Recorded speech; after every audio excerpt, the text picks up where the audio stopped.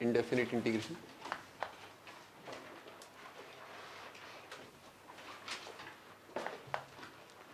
indefinite integration represents, indefinite integration represents, indefinite integration represents family of curves.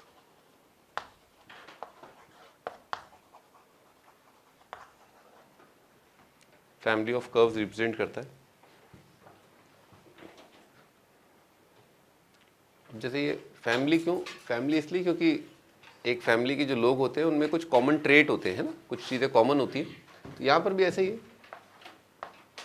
बहुत basic बात देखो, 2x जो है उसका इंटीग्रेशन क्या आएगा, x स्क्वायर प्लस सी। और उन फैमिली मेंबर्स में खास बात क्या होगी, जैसे x स्क्वायर प्लस सी है, पैराबोला है, इवन फंक्शन है, ठीक है, इस तरह का ग्राफ आएगा, ठीक है ना। बनाओ ये x square plus c depending upon the value of c, इस तरह के अलग अलग पैराबोलाज आ जाएंगे जो सारे इवन फंक्शन होंगे, सिमेट्रिक अबाउट वाई एक्सिस होंगे।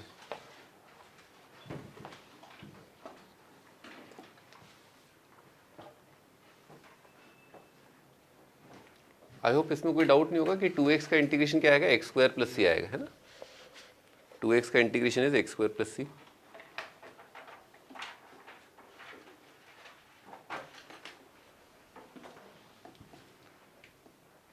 सो द कॉमन थिंग, जो कॉमन चीज़ है, एक्स स्क्वायर प्लस सी जो फंक्शंस है उनमें जो कॉमन चीज़ है वो ये है कि अगर इन में से किसी एक को पकड़ के अपन ने डिफरेंशिएट किया तो उसका डेरिवेटिव हमेशा क्या आएगा, 2x आएगा।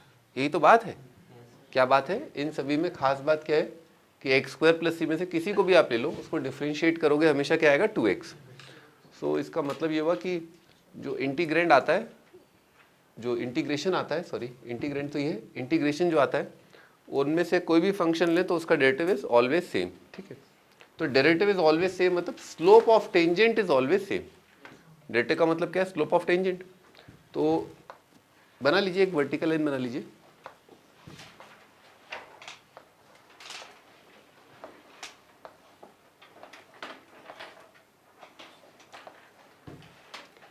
और ये पर्पल ग्राफ पर ब्लू टेंजेंट ड्रॉ कर लीजिए।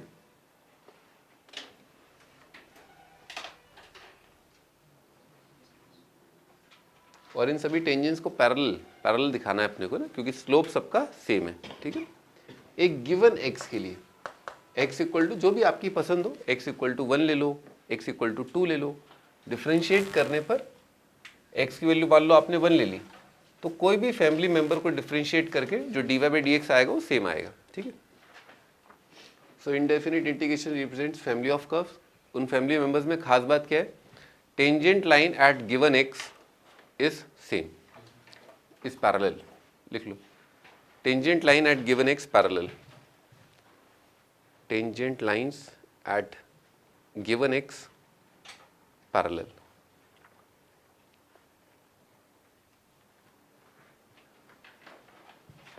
एक गिवन x पर जो टेंजेंट लाइंस आएंगी वो पैरेलल आएंगी।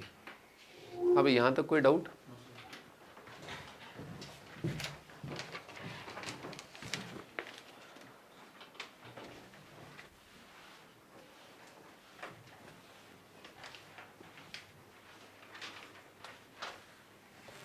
देख लो, अगला टाइटल है डिफरेंशियल।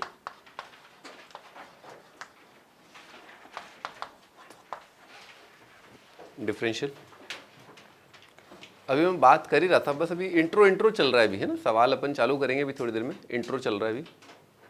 सो डिफरेंशियल जो एक अहम पार्ट है ना, इसको समझना बहुत इंपॉर्टेंट है। जैसे मान लीजिए कोई फंक्शन लिखा हुआ है y is equal to 10x, ठीक है, कन्वेंशन है ना।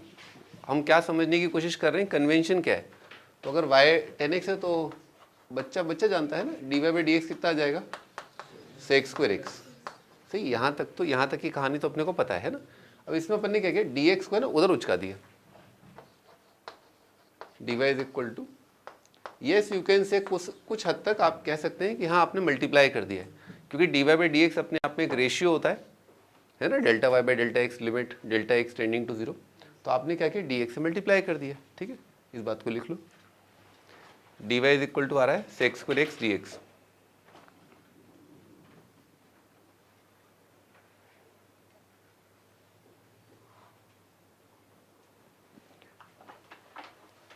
बेटे जैसे है ना dx होता है, अभी थोड़ी देर पहले मैंने बताया ना, dx क्या होता है आपका डिफरेंशियल ऑफ x। क्या है dx आपका डिफरेंशियल ऑफ x। बिल्कुल उसी प्रकार से आपका dy क्या है डिफरेंशियल ऑफ y। ठीक है ना, आपका dy क्या है डिफरेंशियल ऑफ y। और जैसे मान लो यहाँ पर लिखा हुआ है आपका y is equal to f x, ये तो लिखा था y इज इक्वल टू 10 का मतलब क्या है, y इज इक्वल टू कोई फंक्शन 10 के अपने आप पे फंक्शन ऑफ x। तो अगर आपने अब डिफरेंशिएट किया तो आपको किस प्रकार का दिखाई देगा, dy is equal to f dash x d x. सही कह रहा हूँ भाई, dy बाई डी एक्स क्या जाएगा एफ डैश, डी एक्स उधर उचका दिया तो dy कितना आ गया f dash x d x. तो किसी भी फंक्शन का differential y is equal to f x, इस प्रकार के फंक्शन का डिफरेंशियल क्या आएगा f dash x d x. इसको हाईलाइट कर लो, f का डिफरेंशियल क्या है f dash x d x, f का डिफरेंशियल क्या है f dash x d x. और कई बार इसको सिंपली ऐसे लिख देते हैं डी एफ एक्स। कई बार डिफरेंशियल ऑफ y को जैसे लिखते हैं dy, एफ एक्स के डिफरेंशियल को कैसे लिखेंगे डी एफ एक्स, x के डिफरेंशियल को कैसे लिखेंगे डी एक्स। ठीक है ना, तो बिल्कुल वैसे ही है ना। अब आप सोचिए यहाँ से ना ये चीज़ से ये चीज़ कैसे आई, तो आपने क्या किया डी एफ एक्स जो लिखा था आपका डिफरेंशियल ऑफ एफ एक्स, इसमें आपने डी एक्स से मल्टीप्लाई डिवाइड कर दिया है। क्लियर है क्या किया अपन ने, डी एक्स से मल्टीप्लाई डिवाइड किया है, ताकि ये जो पिक्चर है यहाँ से यहाँ तक की पिक्चर, इसको क्या बोल देंगे अपन एफ डैश, ये आ जाएगा F dash D x. Clear है, ठीक है।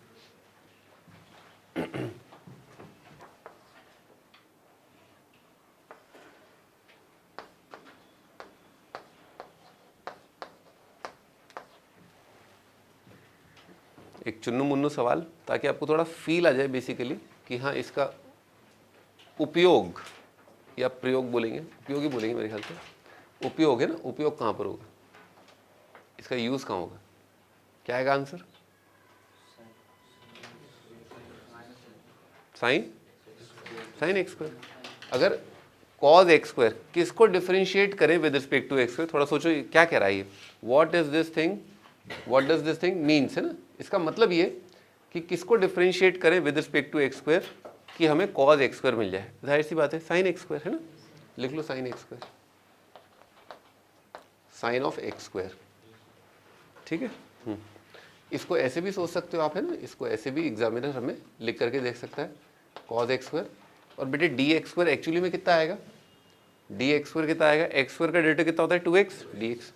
तो ऊपर वाली फोटो को बिल्कुल ऐसे भी टांगा जा सकता है, डी एक्स स्क्वायर को कैसे लिखा जा सकता है 2x dx, ऐसे भी आप इसको लिख सकते हैं। Please write down.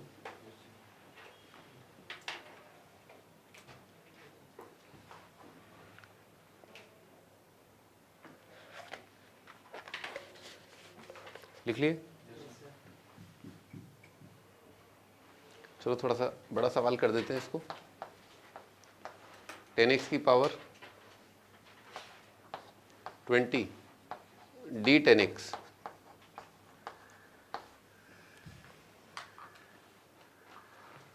की पावर 20 डी 10x क्या होगा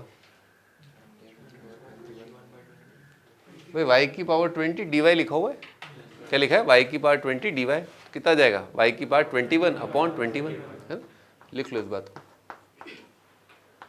10x की पावर 21 डिवाइडेड बाय 21।